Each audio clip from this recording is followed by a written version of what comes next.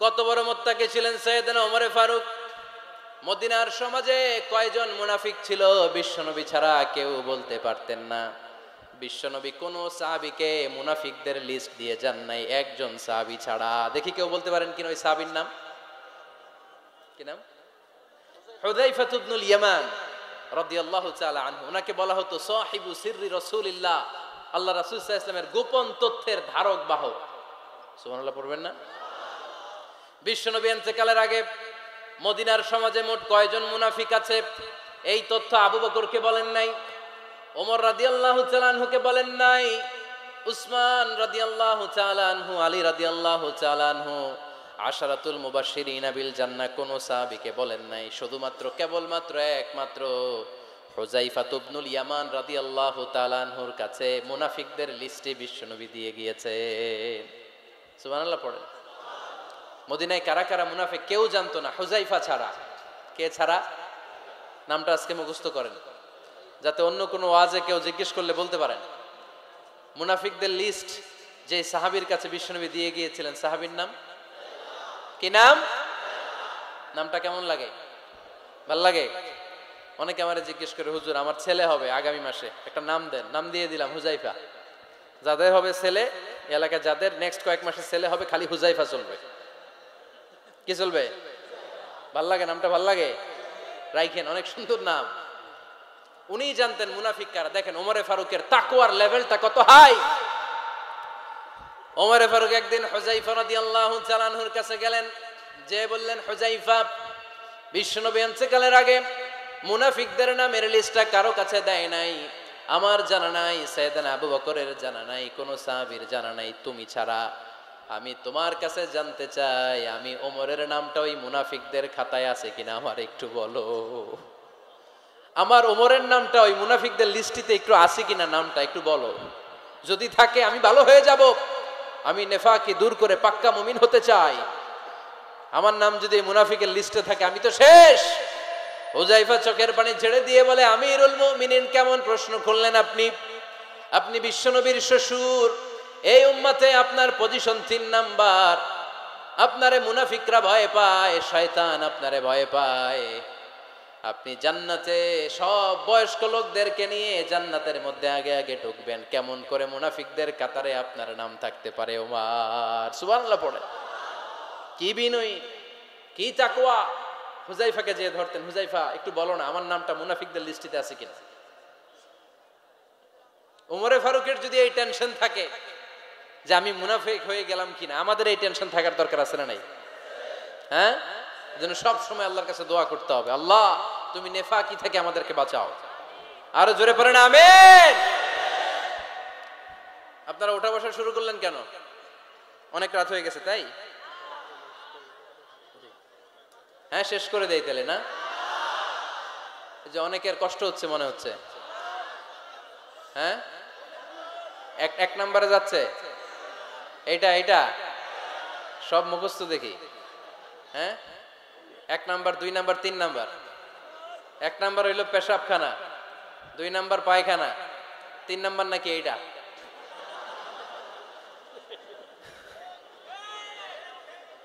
আছে না নাই? না। সিগারেট কোন মুসলমান খেতে পারে? সিগারেট হয় টোবাকো প্ল্যান্টস থেকে, তামাক পাতা। ফরিদপুরে চাষ হয় নাকি?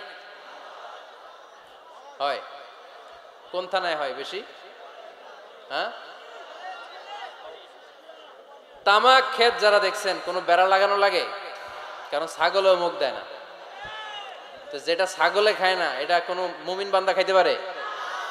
তো খান কেন এগুলো, এই পচা জিনিস? হ্যাঁ, এই পৃথিবীতে বিড়ি আর সিগারেটই একমাত্র খানা যেটা টয়লেটে ঢুকে খাওয়া যায়, তাই না? পৃথিবীতে সিগারেট আর বিড়ি একমাত্র খাবার।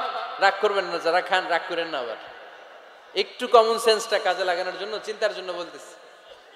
এটাই পৃথিবীর একমাত্র খাবার যেই খাবারের গায়ে এই খাবারের বদনাম লেখা থাকে, স্মোকিং কজেস ক্যান্সার। ধূমপান কর্কট রোগের কারণ, ধূমপান স্বাস্থ্যের পক্ষে ক্ষতিকারক, লেখা থাকে না? আচ্ছা ধরেন ফরিদপুরের একটা কোম্পানি নতুন চানাচুর বের করছে, ওই চানাচুরের গায়ে লেখা এই চানাচুর খাওয়ার 1 ঘন্টার মধ্যে বমি শুরু হবে আর ডায়রিয়া হবে। খাবেন? কি কইবেন? তুই খা। দোকানদারে কি কইবেন? তুই খা, তোর বমি হোক, তোর 14 গোষ্ঠীর ডায়রিয়া হোক, আমি টাকা দিয়ে এগুলো কিনবো না, ঠিক কিনা? কারণ এই প্রোডাক্টের গায়ে এই প্রোডাক্টের বদনাম লেখা, এটা আমরা কিনবো কেন? কিন্তু সিগারেটের উপরে সিগারেটের বদনাম লেখা থাকার পরেও আমরা খাই, টয়লেটে বসে খাই। আহা, এটার মধ্যে একটা পয়জন আছে, এটাকে বলে স্লো পয়জন, নিকোটিন। এটা আপনার লাং ফুসফুসকে শেষ করে দিবে, স্লো পয়জন। সিগারেট খাওয়া অনেকটা আত্মহত্যা শামিল। বিষ খেলে সাথে সাথে মরে, সিগারেট খেলে ধুকে ধুকে মরে। আর সিগারেট থেকে হিরোইন, গাঁজা, ফেন্সিডিল, ইয়াবা, ম্যারিজুয়ানার পথে মানুষ পথ বাড়ায়, পা বাড়ায়, তাই না? এগুলো খাবেন না। ওয়ালা তুলকু আইদিকুম ইলা তাহলুকা, নিজে নিজেকে স্বেচ্ছায় ধ্বংসের দিকে ঠেলে দিও না। জীবনটা অনেক সুন্দর, জীবনটা অনেক রঙিন, আল্লাহর দেয় জীবনটাকে উপভোগ করার দরকার আছে না নাই? এই জন্য সিগারেটকে এই ফরিদপুরের প্রোগ্রাম থেকে আমরা আজকে নো বলে দিলাম। কি বলে দিব? আওয়াজ করে সবাইকে আমরা সবাই একসাথে বলবো, সিগারেটকে কি বললাম? মনে থাকবে না? মাহফিলের প্যান্ডেল থেকে বাইর হয়ে আবার ইয়েস,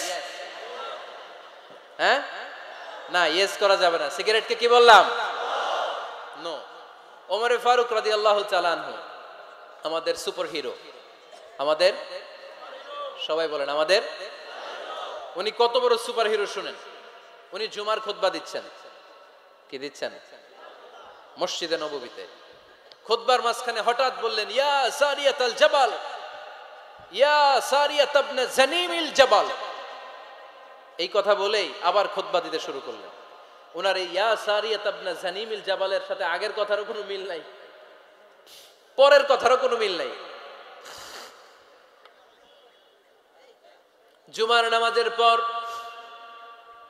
মুসল্লি সাহাবারা ধরলেন, বললেন, ইয়া আমিরাল মুমিনিন। খুতবার মাঝখানে হঠাৎ করে ইয়া সারিয়াত ইবনে জালিমিল জাবাল বলে আপনি চিৎকার করলেন কেন? আপনার এই বাক্যের সাথে আপনার খুতবার আগের বাক্যের কোনো মিল নাই, আপনার খুতবার পরের বাক্যেরও কোনো মিল নাই। এই কথা আপনি কারে বললেন? কারে উদ্দেশ্য করে বললেন? এই কথার তাৎপর্য কি আমাদেরকে বুঝিয়ে বলেন।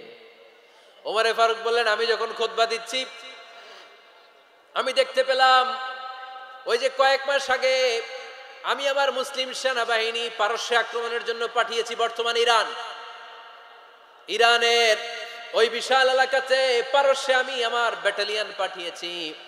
আমি হঠাৎ করে দেখতে পেলাম আমার মুসলিম বাহিনীর সেনাপতি যুদ্ধের এক পর্যায়ে তার ডানে আছে উপত্যকা, বায়ে আছে পাহাড়, সে পাহাড়ি রাস্তা ছেড়ে দিয়ে উপত্যকার দিকে যেতে শুরু করেছে। আমি দেখতে পেলাম আমার মুসলিম বাহিনী যদি উপত্যকার দিকে ছুটে বেড়ায়, কাফির মুশরিকরা আমার মুসলিম বাহিনীকে কচুকাটা করে ফেলবে। তাই আমি এখান থেকে তাদেরকে কমান্ড দিয়ে বলেছি, ইয়া সারিয়াতাল জাবাল, উপত্যকার দিকে নয় পাহাড়ের দিকে যাও, তাহলেই তোমাদের বিজয় নিশ্চিত হয়ে যাবে। উপত্যকার দিকে যেও না, ইলাল জাবাল, ইলা সারিয়াতিল জাবাল, পাহাড়ের দিকে ছোট। সাহাবারা অবাক, ঘটনা কি? উনি বসে আছেন মদিনায় মসজিদে নববীর মিম্বারে দাঁড়িয়ে, উনি যদি ইয়া সারিয়াতাল জাবাল বলে, এটা কি ইরানে যাবে নাকি? ও মিয়া, তখনকার সময়ে বর্তমানের মতো মোবাইল ছিল নাকি? ইন্টারনেট ছিল নাকি? কিছু ছিল? খালি মুখে আমি যদি বলি ইয়া সারিয়াতাল জাবাল, এটা ইরানে যাবে?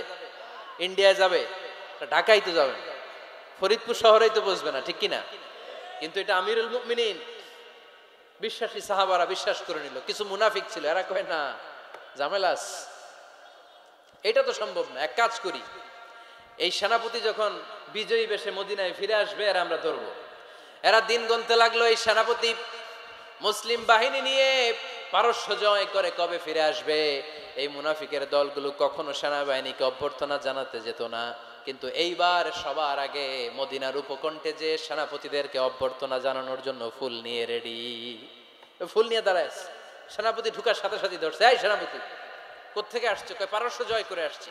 কয় এমন এমন দিন, জুমার দিন দুপুর বেলা যুদ্ধের মাঝখানে আমিরুল মুমিনিনের কণ্ঠের কোন কথাবার্তা শুনছো নাকি? সেনাপতি অবাক, কয় তোমরা জানলা কেমনে? শুনছি তো। সুবহানাল্লাহ পড়বেন না? আমরা যুদ্ধে একটা ভয়ঙ্কর অবস্থার মধ্যে ছিলাম। পেছন থেকে শত্রু আমাদেরকে আক্রমণ করতে শুরু করে দিল। ডানে যাব না বায়ে যাব, সামনে যাব নাকি পেছনে যাব, রাস্তা খুঁজে পাচ্ছি না। ডান দিকে ছিল আমাদের উপত্যকার রাস্তা, বাঁ দিকে ছিল পাহাড়ি পথ। আমরা সোজা পথ হবে মনে করে উপত্যকার দিকে ছুটতে আরম্ভ করলাম। হঠাৎ করে আমিরুল মুমিনিনের কণ্ঠ বজ্র কণ্ঠে আমার কানের মধ্যে ভেসে আসলো। আমার মনে হলো আমিরুল মুমিনিন কেমন যেন আমাকে কমান্ড দিচ্ছেন আর বলছেন, ইয়া সারিয়াতাল জাবাল, ডান দিকে উপত্যকার পথে নয়, তাড়াতাড়ি পাহাড়ের দিকে সৈন্যবাহিনী নিয়ে উঠে যাও। পাহাড়ের দিকে, ডানে না। This is wrong track and this is the right track. ওই দিন যদি ওমরে ফারুকের ওই গাইডলাইন, আমিরুল মুমিনিনের কমান্ড যদি আমি না শুনতাম, আজকে বিজয়ের বেশে ফিরতেও পারতাম না, আমাদের চেহারাও তোমরা দেখতে পেতে না। ওমরে ফারুকের ওই কমান্ড, ওই গাইডলাইন অদৃশ্য থেকে শোনার কারণে এই পারস্যের মধ্যে আমাদেরকে সেই যুদ্ধে বিজয় দান করেছে কে? দিস ইজ ওমরে ফারুক, দিস ইজ ওমরে ফারুক। বিশ্বনবী বলছেন, ওমর, মা লাকিয়াকা শাইতানু সালিকান ফাজ্জান ইল্লা সালাকা ফাজ্জান গায়রা ফাজ্জিক। ওমর, শয়তান ইবলিস যদি তোমারে কোনো রাস্তা দিয়ে হাঁটতে দেখে, শয়তান ওই রাস্তা রেখে দিয়ে অন্য রাস্তা দিয়ে হাঁটে। সুবহানাল্লাহ বাড়িতে যায় বললেন। কে বলতেছে? বিশ্বনবী। কার ব্যাপারে? ওমরে ফারুকের ব্যাপারে। শয়তান যদি দেখে যে ওমরে ফারুক এই রাস্তা দিয়ে হাঁটতেছে, শয়তান ওই রাস্তা রেখে দিয়ে অন্য রাস্তা দিয়ে হাঁটে। সুবহানাল্লাহ পড়েন। রাত্রিবেলা আমরা আমাদের বাচ্চা ছেলে মেয়েদেরকে যখন খাওয়াই, বাচ্চারা খেতে চায় না, এরকম হয় আপনাদের ফরিদপুর এলাকায়? হ্যাঁ, এই এলাকায় হয় নাকি? খেতে চায় না বাচ্চারা, এই চকলেট দেখায়া, এই মিনা কার্টুন দেখায়া, এইটা সেইটা এগুলো সেগুলো বলে, গল্প টল্প বলে ভুলায়া খাওয়ানো লাগে, তাই না? তারপরও খায় না। আমারও ছোট মেয়ে আছে, খেতে চায় না, এইটা সেইটা এমনি সেমনি খাওয়ানো লাগে। তো শেষে না পেরে মা বাবা বলতে বাধ্য হয়, ওই যে ভূত আসতেছে, ভূত, তাড়াতাড়ি তাড়াতাড়ি খাও, নাহলে যে ভূত ধরবে তোমারে। ওই যে বাঘ আসতেছে, বাঘ, তাড়াতাড়ি খাইলে নাহলে বাঘে কামড়াবে। বলি না আমরা? আপনারা কি বলেন? ভূত। আর কি বলেন?